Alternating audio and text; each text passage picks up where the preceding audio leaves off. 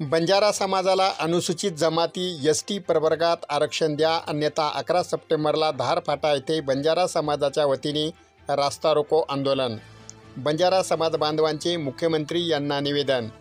मनोज जरांगे पाटील यांच्या आंदोलनामुळे महाराष्ट्र शासनाने घोषित केलेल्या हैदराबाद गॅजेटनुसार मराठा समाजाला कुणबी मराठा म्हणून आरक्षण दिल्यास महाराष्ट्रातील सर्व बंजारा समाजाला अनुसूचित जमाती एस.टी. प्रवर्गात आरक्षण द्या, या संदर्भाचे राज्याचे मुख्यमंत्री यांना औंढा तहसीलदारमार्फत निवेदन देण्यात आले। सदरील निवेदन तहसीलदार हरीश गाडे यांनी स्वीकारले।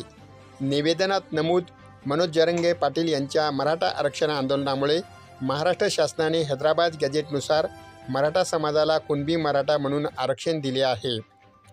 जर मराठा समाजाला कुणबी मराठा म्हणून आरक्षण मिळत असेल तर त्याच धर्तीवर महाराष्ट्रातील सर्व बंजारा समाजाला अनुसूचित जमाती 51 प्रवर्गात आरक्षण देण्यात यावे। बंजारा समाज अनेक वर्षापासून महाराष्ट्रात अनुसूचित जमातीच्या प्रवर्गात समावेश करण्यासाठी संघर्ष करत आहे। आमची संस्कृती, भाषा आणि जीवनशैली ही आदिवासी जमातीशी जुळते, त्यामुळे बंजारा समाजाला अनुसूचित जमातीचा दर्जा द्यावा।